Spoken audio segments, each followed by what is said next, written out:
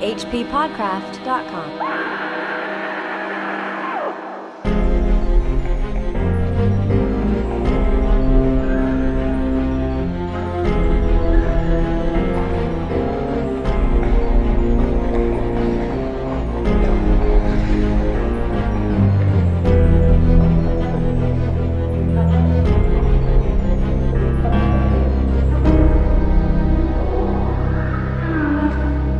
Pickman's Model by H.P. Lovecraft. Read by Greig Johnson. You needn't think I'm crazy, Elliot. Plenty of others have queerer prejudices than this. Why don't you laugh at Oliver's grandfather who won't ride in a motor?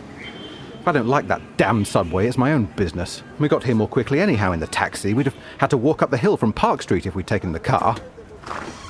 I know I'm more nervous than I was when you saw me last year, but you don't need to hold a clinic over it.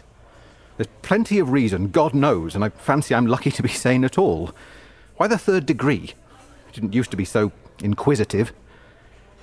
Well, if you must hear it, I don't know why you shouldn't. Maybe you ought to, anyhow, for you kept writing me like a grieved parent when you heard I'd begun to cut the art club and keep away from Pickman. Now that he's disappeared, I go around to the club once in a while, but my nerves aren't what they were. No, I don't know what's become of Pickman, and I don't like to guess. You might have surmised I had some inside information when I dropped him, and that's why I don't want to think where he's gone. Let the police find what they can. It won't be much, judging from the fact that they don't know yet of the old North End place he hired under the name of Peters.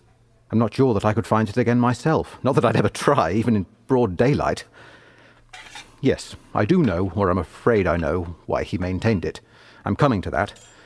And I think you'll understand before I'm through why I don't tell the police. They would ask me to guide them, but I couldn't go back there, even if I knew the way. There was something there. And now I can't use the subway, and you may as well have your laugh at this too, go down into cellars anymore. I should think you'd have known I didn't drop Pickman for the same silly reasons that fussy old women like Dr. Reed or Joe Minot or Bosworth did. Morbid art doesn't shock me, and when a man has the genius Pickman had, I feel it an honor to know him, no matter what direction his work takes. Boston never had a greater painter than Richard Upton Pickman. I said it at first, and I say it still, and I never swerved an inch either when he showed that ghoul feeding. That, you remember, was when Minot cut him. You know, it takes profound art and profound insight into nature to turn out stuff like Pickman's. Any magazine cover hack can splash paint around wildly and call it a nightmare or a witch's sabbath or a portrait of the devil. But only a great painter can make such a thing really scare or ring true. That's because only a real artist knows the actual anatomy of the terrible or the physiology of fear, the exact sort of lines and proportions that connect up with latent instincts or hereditary memories of fright, and the proper color contrasts and lighting effects to stir the dormant sense of strangeness. I don't have to tell you why a Fuseli really brings a shiver while a cheap ghost story frontispiece merely makes us laugh. There's something those fellows catch, beyond life, that they're able to make us catch for a second. Doré had it, Syme has it, Angarola of Chicago has it, and Pickman had it as no man ever had it before, or, I hope to heaven, ever will again.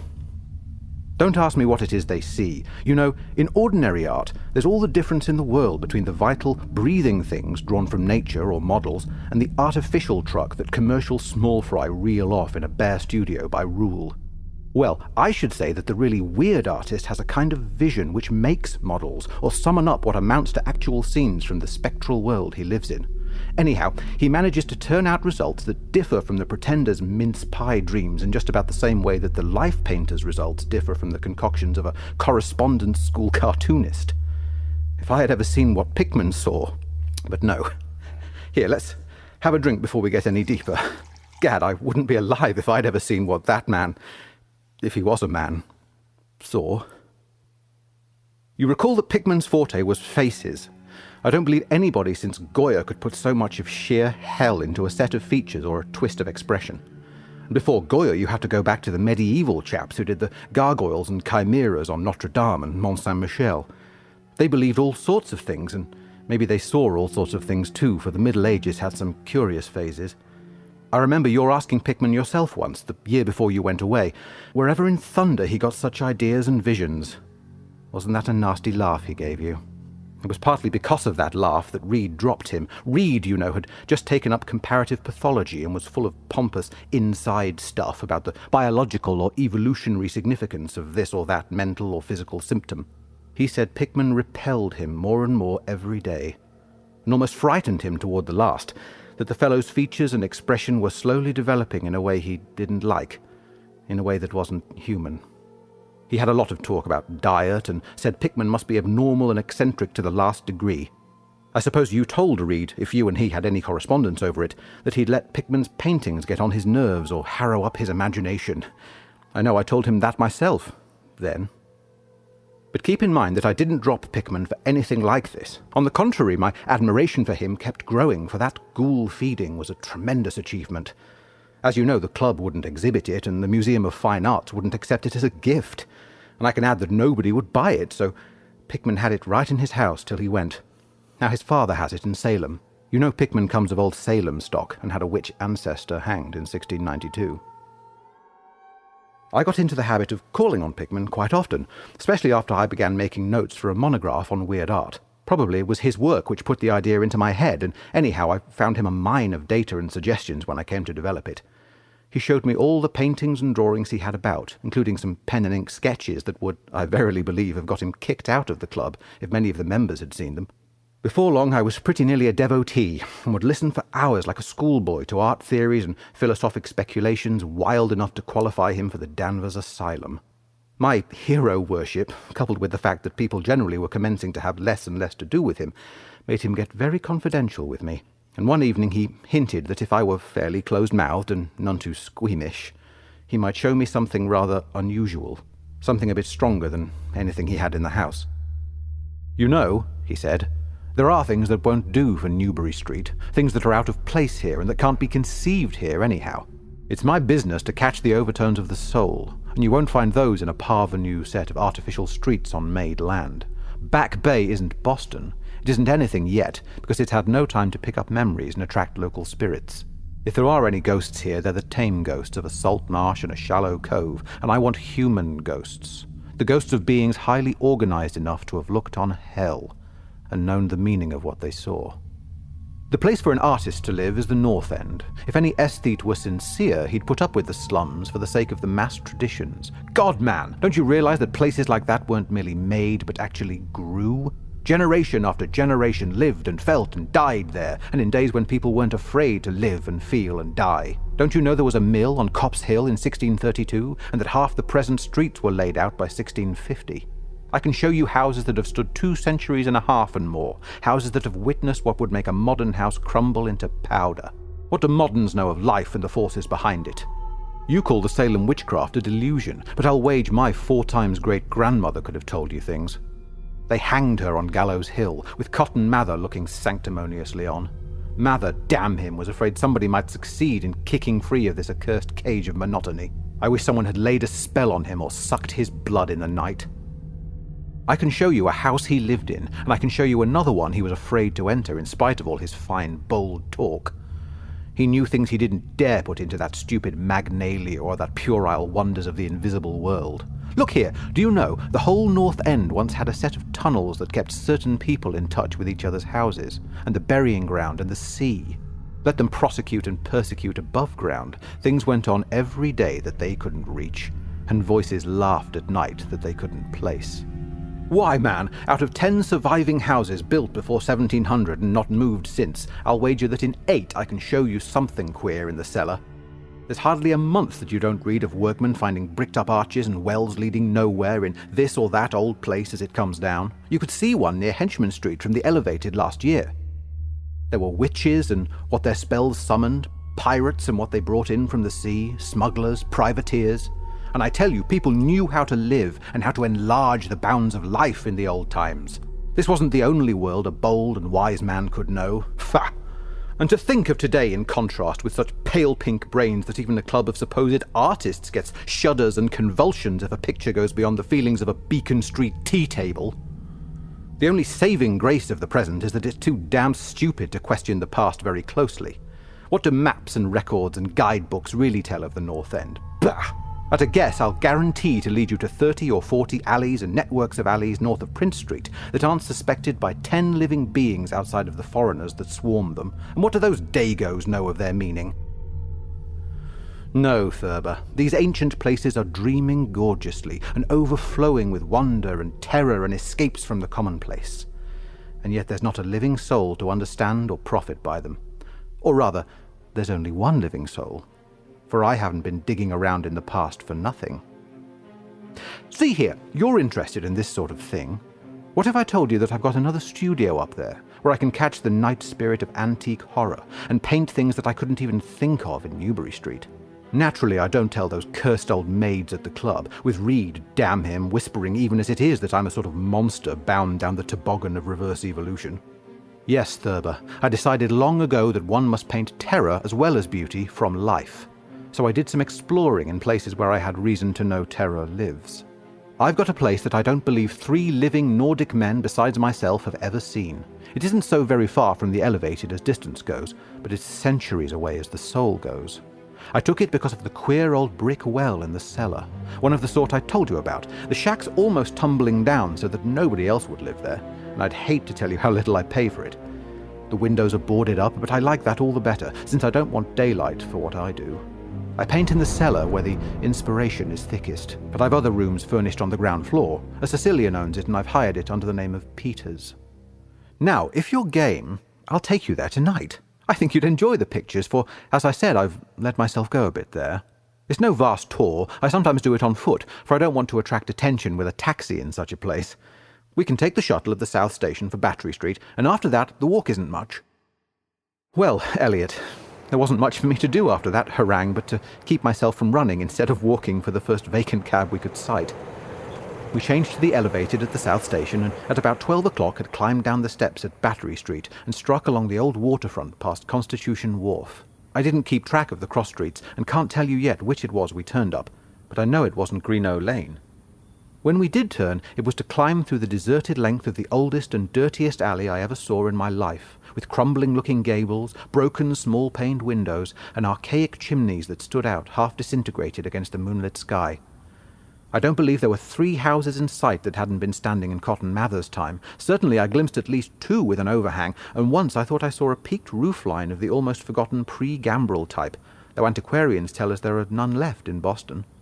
From that alley, which had a dim light, we turned to the left into an equally silent and still narrower alley with no light at all, and in a minute made what I think was an obtuse angled bend toward the right in the dark. Not long after this, Pickman produced a flashlight and revealed an antediluvian 10-panelled door that looked damnably worm-eaten. Unlocking it, he ushered me into a barren hallway with what was once splendid dark oak panelling. Simple, of course, but thrillingly suggestive of the times of Andros and Phipps and the witchcraft. Then he took me through a door on the left, lighted an oil lamp, and told me to make myself at home. Now, Elliot, I'm what the man in the street would call fairly hard-boiled, but I'll confess that what I saw on the walls of that room gave me a bad turn.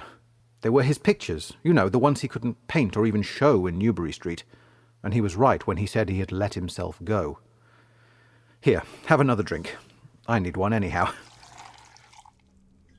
There's no use in my trying to tell you what they were like, because the awful, the blasphemous horror and the unbelievable loathsomeness and moral fetor came from simple touches quite beyond the power of words to classify. There was none of the exotic technique you see in Sidney Syme, none of the trans-Saturnian landscapes and lunar fungi that Clark Ashton Smith uses to freeze the blood. The backgrounds were mostly old churchyards, deep woods, cliffs by the sea, brick tunnels, ancient panelled rooms, or simple vaults of masonry. Copp's Hill burying ground, which could not be many blocks away from this very house, was a favourite scene. The madness and monstrosity lay in the figures in the foreground, for Pickman's morbid art was preeminently one of demonic portraiture. These figures were seldom completely human, but often approached humanity in varying degree. Most of the bodies, while roughly bipedal, had a forward slumping and a vaguely canine cast. The texture of the majority was a kind of unpleasant rubberiness.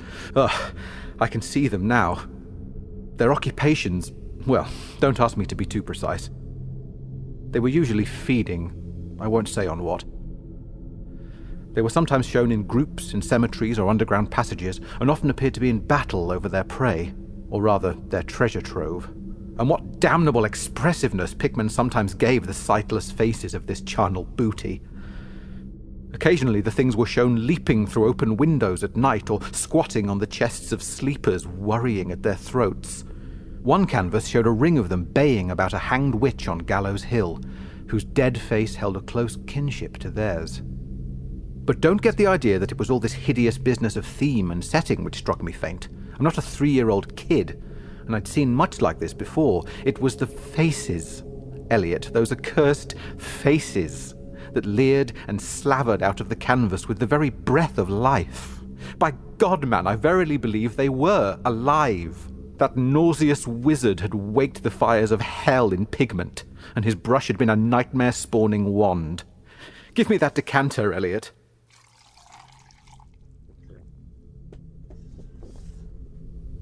There was one thing called the lesson. Heaven pity me that I ever saw it. Listen, can you fancy a squatting circle of nameless dog-like things in a churchyard teaching a small child how to feed like themselves? The price of a changeling, I suppose. You know, the old myth about how the weird people leave their spawn in cradles in exchange for the human babes they steal. Pickman was showing what happens to those stolen babes, how they grow up, and then I began to see a hideous relationship in the faces of the human and non-human figures. He was, in all his gradations of morbidity between the frankly non-human and the degradedly human, establishing a sardonic linkage and evolution. The dog things were developed from mortals, and no sooner had I wondered what he made of their own young, as left with mankind in the form of changelings, than my eye caught a picture embodying that very thought. It was that of an ancient Puritan interior, a heavily beamed room with lattice windows, a settle, and clumsy 17th century furniture, with the family sitting about while the father read from the scriptures. Every face but one showed nobility and reverence, but that one reflected the mockery of the pit. It was that of a young man in years, and no doubt belonged to a supposed son of that pious father, but in essence it was the kin of the unclean things. It was their changeling, and in a spirit of supreme irony, Pickman had given the features a very perceptible resemblance to his own. By this time, Pickman had lighted a lamp in an adjoining room and was politely holding open the door for me, asking me if I would care to see his modern studies. I hadn't been able to give him much of my opinions. I was too speechless with fright and loathing, but I think he fully understood and felt highly complimented. And now I want to assure you again, Elliot, that I am no mollycoddle to scream at anything which shows a bit of departure from the usual. I'm middle-aged and decently sophisticated, and I guess you saw enough of me in France to know I'm not easily knocked out. Remember, too, that I'd just about recovered my wind and gotten used to those frightful pictures which turned colonial New England into a kind of annex of hell. Well, in spite of all this, that next room forced a real scream out of me, and I had to clutch at the doorway to keep from keeling over. The other chamber had shown a pack of ghouls and witches overrunning the world of our forefathers, but this one brought the horror right into our own daily life. Gad, how that man could paint! There was a study called Subway Accident, in which a flock of the vile things were clambering up from some unknown catacomb through a crack in the floor of the Boylston Street subway and attacking a crowd of people on the platform. Another showed a dance on Copp's Hill among the tombs with the background of today. Then there were any number of cellar views with monsters creeping in through holes and rifts in the masonry and grinning as they squatted behind barrels or furnaces and waited for their first victim to descend the stairs. One disgusting canvas seemed to depict a vast cross-section of Beacon Hill, with ant-like armies of the mephitic monsters squeezing themselves through burrows that honeycombed the ground. Dances in the modern cemeteries were freely pictured, and another conception somehow shocked me more than all the rest. A scene in an unknown vault where scores of the beasts crowded about one who held a well-known Boston guidebook and was evidently reading aloud. All were pointing to a certain passage, and every face seemed so distorted with epileptic and reverberant laughter that I almost thought I heard the fiendish echoes. The title of the picture was Holmes, Lowell, and Longfellow Lie Buried in Mount Auburn. As I gradually steadied myself and got readjusted to this second room of deviltry and morbidity, I began to analyze some of the points in my sickening loathing. In the first place, I said to myself, these things repelled because of the utter inhumanity and callous cruelty they showed in Pickman. The fellow must be a relentless enemy of all mankind to take such glee in the torture of brain and flesh and the degradation of the mortal tenement. In the second place, they terrified because of their very greatness. Their art was the art that convinced. When we saw the picture, we saw the demons themselves and were afraid of them. And the queer part was that Pickman got none of his power from the use of selectiveness or bizarrerie. Nothing was blurred, distorted, or conventionalized. Outlines were sharp and lifelike, and details were almost painfully defined. And the faces... It was not any mere artist's interpretation that we saw. It was pandemonium itself, crystal clear in stark objectivity. That was it, by heaven! The man was not a fantasist or romanticist at all. He did not even try to give us the churning, prismatic ephemera of dreams, but coldly and sardonically reflected some stable, mechanistic, and well-established horror world which he saw fully, brilliantly, squarely, and unfalteringly. God knows what that world can have been, or where he ever glimpsed the blasphemous shapes that loped and trotted and crawled through it. But whatever the baffling source of his images, one thing was plain. Pickman was, in every sense, in conception and in execution, a thorough, painstaking, and almost scientific realist. My host was now leading the way down cellar to his actual studio, and I braced myself for some hellish effects among the unfinished canvases. As we reached the bottom of the damp stairs, he turned his flashlight to a corner of the large open space at hand, revealing the circular brick curb of what was evidently a great well in the earthen floor. We walked nearer, and I saw that it must be 5 feet across, with walls a good foot thick and some 6 inches above the ground level. Solid work of the 17th century, or I was much mistaken. That, Pickman said, was the kind of thing he had been talking about, an aperture of that network of tunnels that used to undermine the hill. I noticed idly that it did not seem to be bricked up, and that a heavy disc of wood formed the apparent cover. Thinking of the things this well must have been connected with if Pickman's wild hints had not been mere rhetoric, I shivered slightly, then turned to follow him up a step and through a narrow door into a room of fair size, provided with a wooden floor and furnished as a studio. An acetylene gas outfit gave the light necessary for work. The unfinished pictures on easels or propped against the walls were as ghastly as the finished ones upstairs, and showed the painstaking methods of the artist. Scenes were blocked out with extreme care, and pencil guidelines told the minute exactitude which Pickman used in getting the right perspective and proportions. The man was great. I say it even now, knowing as much as I do. A large camera on a table excited my notice, and Pickman told me that he used it in taking scenes for backgrounds, so that he might paint them from photographs in the studio, instead of carting his outfit around the town for this or that view. He thought a photograph quite as good as an actual scene or model for sustained work, and declared he employed them regularly. There was something very disturbing about the nauseous sketches and half-finished monstrosities that leered around from every side of the room, and when Pickman suddenly unveiled a huge canvas on the side away from the light, I could not for my life keep back a loud scream. The second I had emitted that night. It echoed and echoed through the dim vaultings of that ancient and nitrous cellar, and I had to choke back a flood of reaction that threatened to burst out as hysterical laughter. Merciful Creator! Elliot, but I don't know how much was real and how much was feverish fancy. It doesn't seem to me that Earth can hold a dream like that.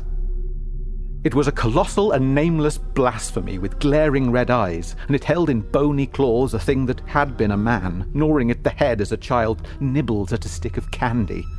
Its position was a kind of crouch, and as one looked, one felt that at any moment it might drop its present prey and seek a juicier morsel.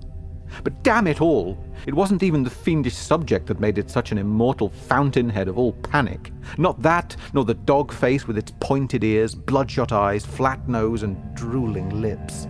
It wasn't the scaly claws, nor the mould-caked body, nor the half-hooved feet. None of these, though any one of them might well have driven an excitable man to madness. It was the technique, Elliot. The cursed, the impious, the unnatural technique. As I am a living being, I never elsewhere saw the actual breath of life so fused into a canvas. The monster was there. It glared and gnawed and gnawed and glared, and I knew that only a suspension of nature's laws could ever let a man paint a thing like that without a model, without some glimpse of the nether world which no mortal unsouled to the fiend has ever had. Pinned with a thumbtack to a vacant part of the canvas was a piece of paper, now badly curled up, probably, I thought, a photograph from which Pickman meant to paint a background as hideous as the nightmare it was to enhance. I reached out to uncurl and look at it, when suddenly I saw Pickman start as if shot. He had been listening with peculiar intensity ever since my shocked scream had waked unaccustomed echoes in the dark cellar, and now he seemed struck with a fright which, though not comparable to my own, had in it more of the physical than of the spiritual. He drew a revolver and motioned me to silence, then stepped out into the main cellar and closed the door behind him. I think I was paralyzed for an instant. Imitating Pickman's listening, I fancy I heard a faint scurrying sound somewhere, and a series of squeals or bleats in a direction I couldn't determine. I thought of huge rats and shuddered. Then there came a subdued sort of clatter which somehow set me all in gooseflesh, a furtive, groping kind of clatter, though I can't attempt to convey what I mean in words. It was like heavy wood falling on stone or brick. Wood on brick. What did that make me think of? It came again, and louder. There was a vibration as if the wood had fallen farther than it had fallen before. After that followed a sharp grating noise, a shouted gibberish from Pickman, and the deafening discharge of all 6 chambers of a revolver, fired spectacularly as a lion tamer might fire in the air for effect. A muffled squeal or squawk and a thud. Then more wood and brick grating, a pause, and the opening of the door, at which I'll confess I started violently. Pickman reappeared with his smoking weapon, cursing the bloated rats that infested the ancient well. "The deuce knows what they eat, Thurber," he grinned, "for those archaic tunnels touched graveyard and witch den and sea coast. But whatever it is, they must have run short, for they were devilish anxious to get out. Your yelling stirred them up, I fancy. Better be cautious in these old places. Our rodent friends are the one drawback, though I sometimes think they're a positive asset by way of atmosphere and colour." Well, Elliot, that was the end of the night's adventure. Pickman had promised to show me the place, and heaven knows he had done it. He led me out of that tangle of alleys in another direction, it seems, for when we sighted a lamp-post we were in a half-familiar street, with monotonous rows of mingled tenement blocks and old houses. Charter Street it turned out to be, but I was too flustered to notice just where we hit it. We were too late for the elevated, and walked back downtown through Hanover Street. I remember that walk. We switched from Tremont up Beacon, and Pickman left me at the corner of Joy, where I turned off. I never spoke to him again. Why did I drop him? Don't be impatient. Wait till I ring for coffee. We've had enough of the other stuff, but I for one need something. No, it wasn't the paintings I saw in that place, though I'll swear they were enough to get him ostracized in 9/10 of the homes and clubs of Boston, and I guess you won't wonder now why I have to steer clear of subways and cellars. It was something I found in my coat the next morning. You know, the curled-up paper tacked to that frightful canvas in the cellar, the thing I thought was a photograph of some scene he meant to use as a background for that monster. That last scare had come while I was reaching to uncurl it, and it seems I had vacantly crumpled it into my pocket. But here's the coffee. Take it black, Elliot, if you're wise. Yes, that paper was the reason I dropped Pickman. Richard Upton Pickman, the greatest artist I have ever known, and the foulest being that ever leapt the bounds of life into the pits of myth and madness. Elliot, old Reed was right. He wasn't strictly human.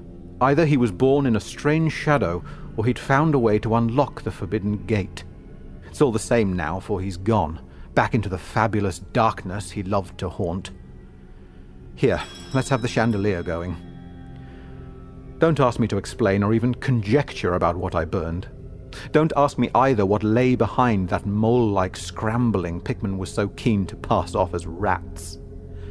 There are secrets, you know, which might have come down from old Salem times, and Cotton Mather tells even stranger things. You know how damned lifelike Pickman's paintings were, how we all wondered where he got those faces. Well, that paper wasn't a photograph of any background after all. What it showed was simply the monstrous being he was painting on that awful canvas. It was the model he was using, and its background was merely the wall of the cellar studio in minute detail. But by God, Elliot, it was a photograph from life.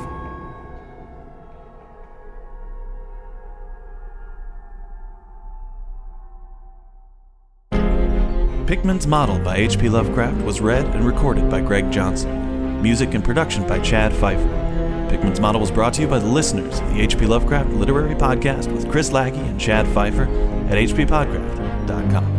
Thank you for your support.